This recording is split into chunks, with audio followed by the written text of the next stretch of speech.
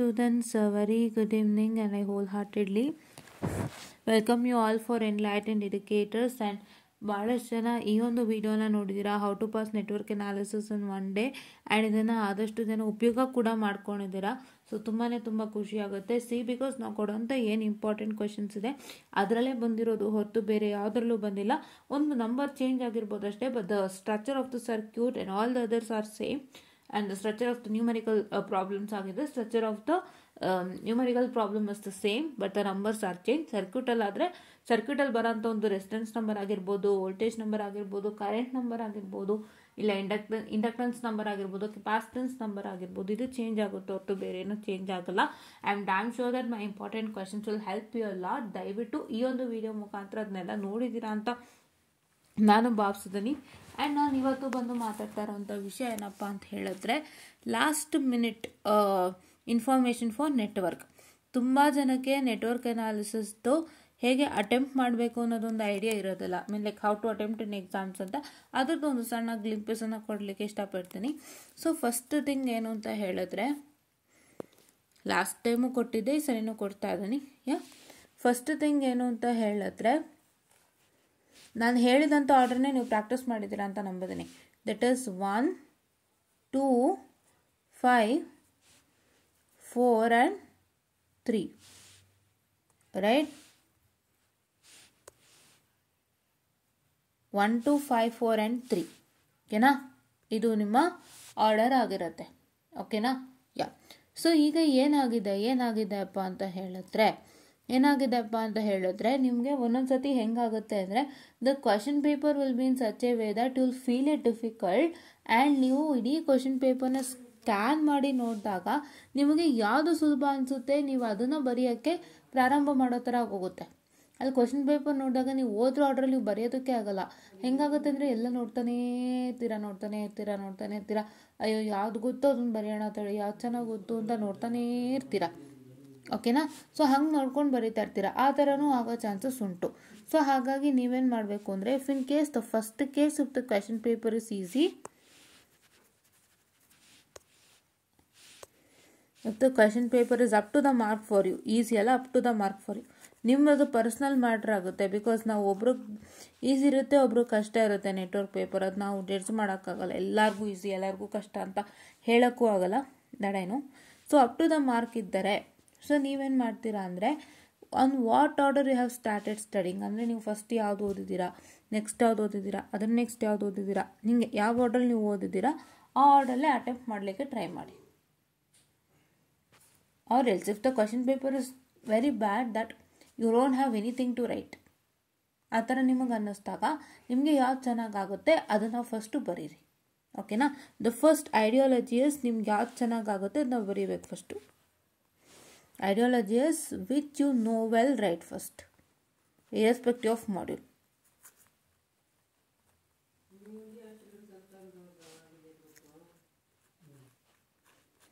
Which you know first, you write. Okay, na? Just a minute. Very sorry for the distraction, guys. Yeah. I hope there is lots of disturbance in between. Let me just close the door.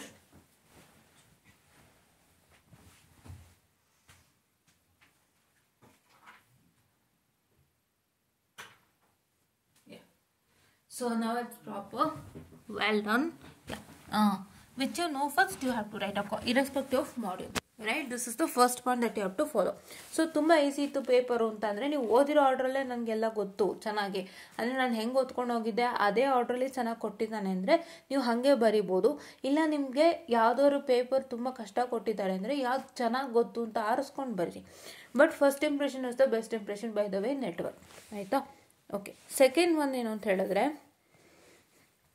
while you are doing what I can say any of the circuit problems ನೀವು ಮಾಡುವಾಗ, ಪ್ರತಿಯೊಂದು circuit problems ಮಾಡುವಾಗ write on the steps, write it on step. ನೀವು ಒಂದು ಸರ್ಕ್ಯೂಟ್ನ reduce ಮಾಡ್ತಿದ್ದೀರಾ, even in starter delta you reduce, even in source transformation and shifting you reduce.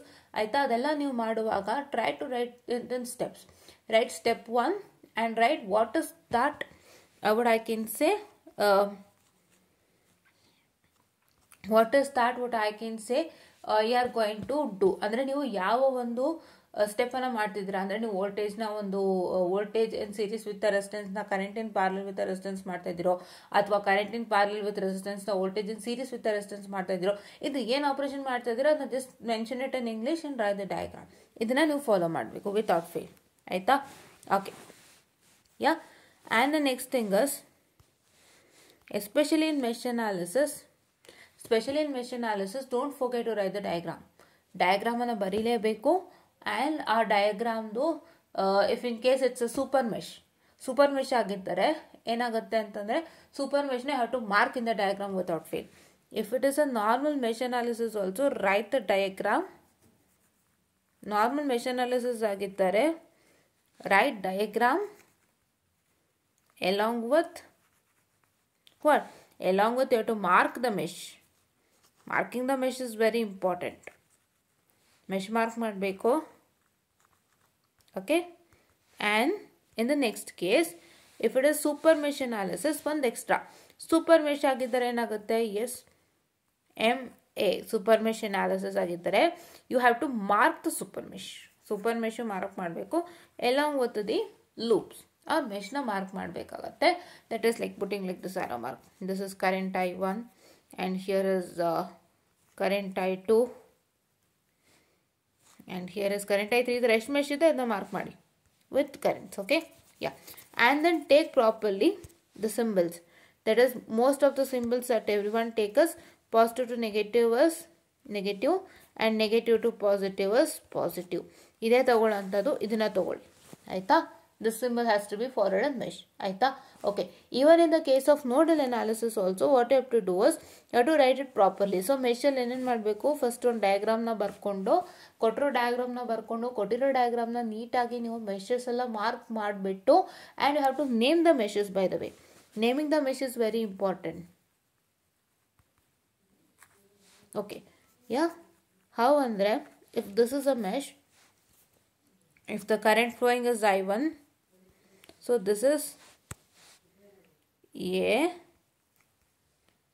B, C, D. So this mesh will be A, B, C, D, A. So then what you have to write? Applying what? Applying KVL to mesh A, B, C, D, A ಅಂತ mention ಮಾಡಬೇಕು. ಆ ಥರ ನೀವು ಮಾಡಬೇಕಾಗತ್ತೆ. This is what is you have to do. ಈ ಥರ ಮೆಶ್ನ mention mark ಮಾಡಿ ಮೆಷಸ್ಗೆ you have to write applying what I can say the KVL to this particular mesh, that is ABCD. ಈ ಥರ ಎಲ್ಲ ಬರೀಬೇಕಾಗುತ್ತೆ. And you need to write the SI unit without fail. Okay? You need to bring the proper equation. SI unit ಬರೀತೀರಾ, proper SI unit without fail. And for the case of what I can say the this one, which one? That is the complex equations. J equations alla bandre 8J minus 2J, all this itara equations alla bandaga you have to do the Cramer's rule and showcase. Actually ಕೆಲವೊಂದು scheme of ಅಲಿಷನ್ ಅಲ್ಲಿ Cramer's rule ಕೂಡ mention ಮಾಡಿದ್ದಾರೆ, Cramer's rule ಕೂಡ solve ಮಾಡಿದ್ದಾರೆ. So ಹಾಗಾಗಿ ನೀವು Cramer's rule ನ ತೋರಿಸ್ಕೊಡಿ. ಆಯ್ತಾ? Specially for complex Cramer's rule ತೋರಿಸ್ಕೊಡಿ. ಸಿಂಪಲ್ಗಾದರೆ what is that you can do is, in the case of simple, what that I can do is that you can just move on to what I can say the normal 3 equation ಏನಿರುತ್ತೆ Cramer's rule ಅಲ್ಲಿ calculator ಅಲ್ಲಿ ಅದನ್ನ ಮಾಡ್ಕೋಬಹುದು. ಆಯ್ತಾ? ಓಕೆನಾ? This is what is all procedures you have to follow. ಓಕೆನಾ? First ನೀವು ಹೆಂಗೆ ರೆಪ್ರೆಸೆಂಟ್ ಮಾಡಬೇಕು ಮೆಶ್ ಅನಾಲಿಸಿಸ್ ಅಂದರೆ, write the diagram, just mark the meshes in the diagram. Okay? And then name the loops or the meshes. Meshes and loop both are the same. They are a closed path, right? Meshes na ಅಥವಾ loops ಅನ್ನ ನೀವು mark ಮಾಡಿ, ನಾನು ಹೆಂಗೆ ಹೇಳಿದ್ದೆ ಆ ಥರ mark ಮಾಡಿಬಿಟ್ಟು, then you have to write applying KVL to this particular mesh, applying KVL to this particular mesh ಅಂತ ಹೇಳಿ ಎಲ್ಲ ಸ್ಟೆಪ್ಸ್ ಅನ್ನು ಮಾಡಿ mark the equation. And if equation is proper, what is that you have to do is put a block for the equation. ಅಂದರೆ ಈ ಥರ ಒಂದು box ಹಾಕೋದಿರುತ್ತಲ್ಲ, highlight and box ಹಾಕೋದು, ಅದನ್ನು ಮಾಡಿಬಿಟ್ಟು right it as equation number 1, equation number 2 and 3, and if it is a complex equation, try to solve it in Cramer's rule and get the resultant. But don't forget to write the SI unit or else you lose marks. ಆಯ್ತಾ? Okay. Next same case of nodal analysis. Nodal ಅನಾಲಿಸಿಸ್ಗೂ ನೀವೇನು ಮಾಡಬೇಕು ಅಂದರೆ, to write the diagram,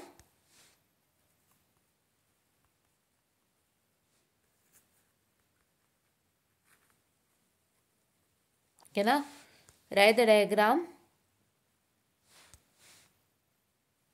Okay, and then you're going to mark the nodes there. What is a node? Node is where two or more points meet.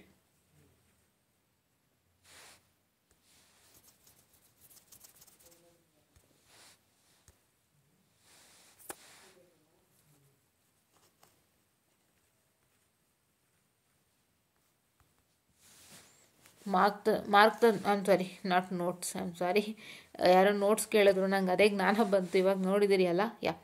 mark the notes. Okay, and after marking the notes you need to name the notes, and then you have to start with what I can say the marking. You have to start with the procedure applying KCL to this particular node.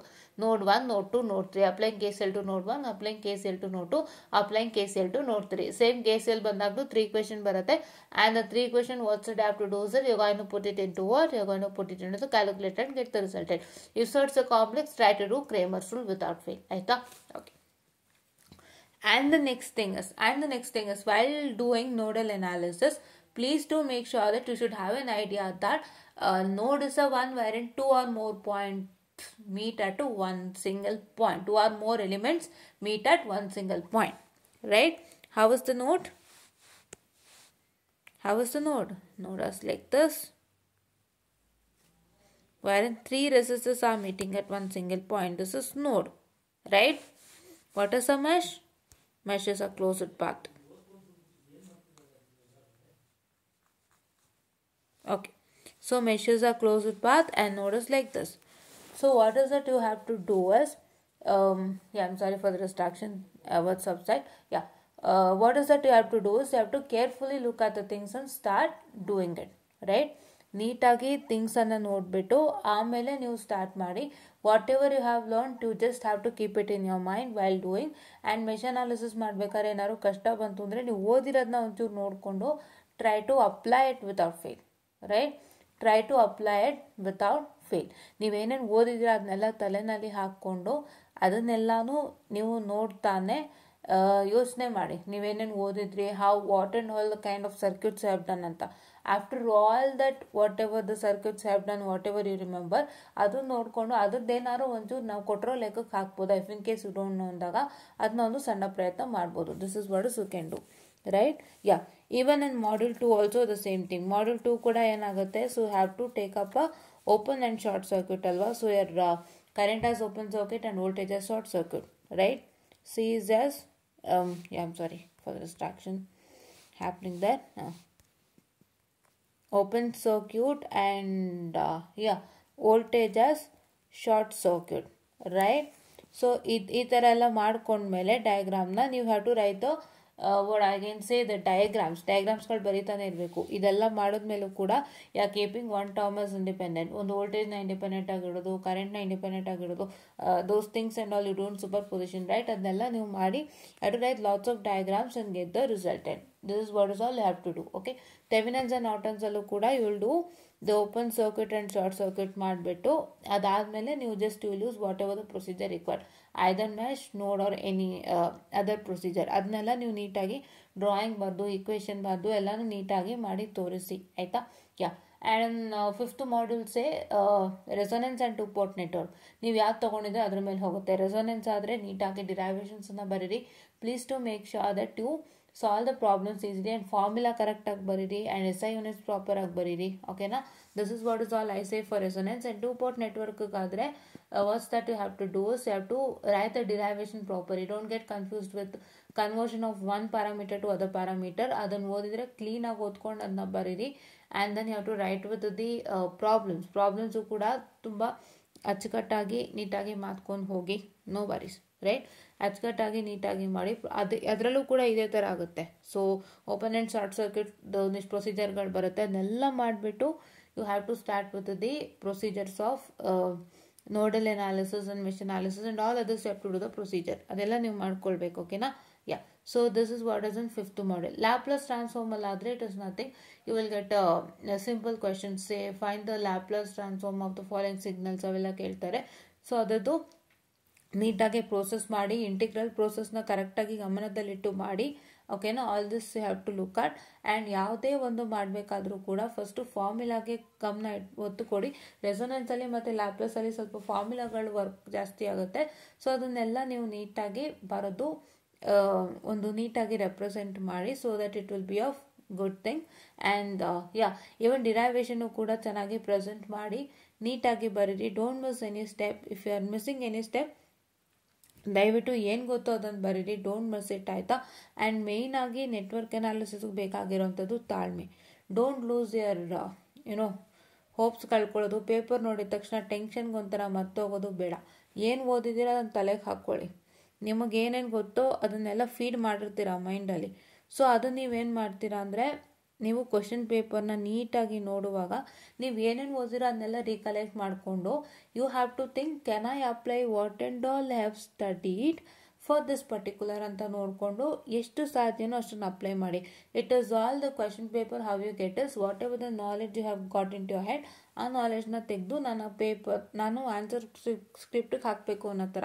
ನಿಮ್ಗೆ ನೀವು ಓದಿರೋದೇ ಬರುತ್ತೆ ಅಥವಾ ನಿಮ್ಮ ಕ್ಲಾಸಲ್ಲಿ ಮಾಡಿಸಿರೋದೇ ಬರುತ್ತೆ ಅನ್ನೋದು it's like same, not 100% true, but ಏನು ಅಂತ ಹೇಳಿದ್ರೆ ಒಂದು 50 to 60% ಬರ್ಬೋದು. ಸೊ ಹಾಗಾಗಿ ಏನಾಗುತ್ತೆ ಅಂದರೆ ಕೆಲವೊಂದು ಸತಿ ಫುಲ್ಲು ಬರುತ್ತೆ, ಅದು ಅದೃಷ್ಟ, ಅದು ಹೇಳಕ್ಕೆ ಬರಲ್ಲ. ಓಕೆ, ಅದೃಷ್ಟ ಇದ್ದಾಗ ಬರುತ್ತೆ. ಸೊ ಹಾಗಾಗಿ ನಿಮ್ಗೆ ಇಲ್ಲಿ ಏನು ಅಂದರೆ, whatever the knowledge that you gain, whatever you understood or regarding all the procedures of a problem, ಆ ಪ್ರೊಸೀಜರ್ಸ್ನೇ ತೆಗೆದು ನೀವೇನು ಮಾಡಬೇಕು ಅಂದರೆ ಆ ಪ್ರೊಸೀಜರ್ಸ್ನ ತೆಗೆದು ನೀವು ಹಾಕಬೇಕಾಗುತ್ತೆ. You have to what I can say put that procedure onto the problem. You have to try it out. ಅಲ್ಲೂ ನೀವು ಒಂದಿಷ್ಟು ಟ್ರಯಲ್ ಆ್ಯಂಡ್ ಎರರ್ಗಳನ್ನ ಮಾಡಬೇಕಾಗುತ್ತೆ. ನಿಮ್ಗೆ ಯಾವುದೋ ಹೊಸ ಕ್ವಶನ್ ಗೊತ್ತಾದಾಗ ನೀವು ಯೋಚನೆ ಮಾಡಬೇಕಾಗುತ್ತೆ. ಇವೆಲ್ಲ ಉಂಟು. ಸೊ ಹಾಗಾಗಿ concentrate more on procedures and concentrate more on the diagrams. ಈ ಡಯಾಗ್ರಾಮ್ ಕೊಟ್ಟರೆ ನಾನು ಏನು ಮಾಡಬೇಕು, ಈ ಥರ ಒಂದು ಪ್ರಾಬ್ಲಮ್ ಕೊಟ್ಟಾಗ ನಾನು ಏನು ಪ್ರೊಸೀಜರ್ ಮಾಡಬೇಕು, what is the generalise procedure, ಇದನ್ನು ತಲೆಗೆ ಹಾಕ್ಕೊಳ್ಳಿ, ಮರಿಬೇಡಿ. ಆ್ಯಂಡ್ ಈ ಸತಿ ಏನಾಗಿದೆ ಅಂದರೆ DSPಗೆ ಪ್ರಾಬ್ಲಮ್ ಕೇಳಬೇಕಾಗಿರೋ ಜಾಗದಲ್ಲಿ ಥಿಯರಿ ಕೇಳಿದ್ದಾರೆ.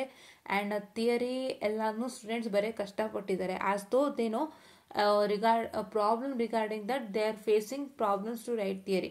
ಸೊ ಹಾಗಾಗಿ ಸ್ವಲ್ಪ ನೀವು ಜನರಲೈಸ್ ಪ್ರೊಸೀಜರ್ ಮತ್ತು ಹೆಂಗೆ ವರ್ಕ್ ಮಾಡೋದು ಅಂತೆಲ್ಲ ತಿಳ್ಕೊಂಡ್ರೆ, ಅದರಲ್ಲಿ ಏನಾದ್ರು ಕೇಳಿದ್ರೆ say how to solve mesh analysis or how to solve nodal analysis ಅಂತ ಕೇಳಿದಾಗ generalise procedure you can right.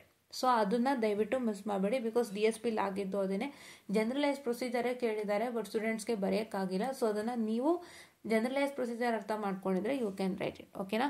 And the first main thing you have to do, ಇದು ಲಾಸ್ಟಲ್ಲಿ ಹೇಳ್ತಾ ಇದ್ದೀನಿ, ತಪ್ಪು ತಿಳ್ಕೊಬೇಡಿ. ಫಸ್ಟ್ ಮೇನ್ ಥಿಂಗ್ ಏನು ಅಂದರೆ stay calm.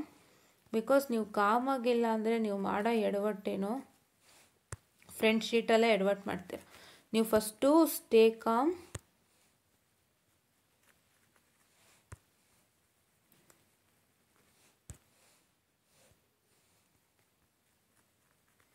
Stay cool and ಧೈರ್ಯವಾಗಿ ಒಳಗೆ ಹೋಗ್ಬಿಟ್ಟು ಕೂತ್ಕೊಂಡು ನಿಧಾನಕ್ಕೆ ಫ್ರಂಟ್ ಶೀಟನ್ನು ಆನ್ಸರ್ ಮಾಡಿ.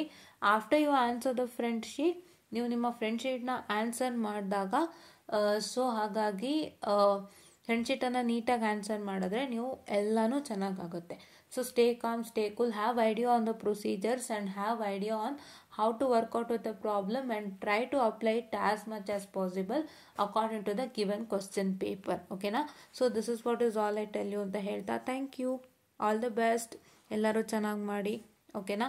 ಯಾರು ಮಿಸ್ ಮಾಡ್ಕೊಳ್ಬೇಡಿ. ನಾನು ಇದಿಷ್ಟು ಹೇಳಿರೋದನ್ನ ಫಾಲೋ ಮಾಡಿ ಅಚ್ಚುಕಟ್ಟಾಗಿ ಮಾಡ್ಕೊಂಡು ಹೋಗಿ ಅಂತ ಹೇಳ್ತಾ I just wind up the session students, and thank you.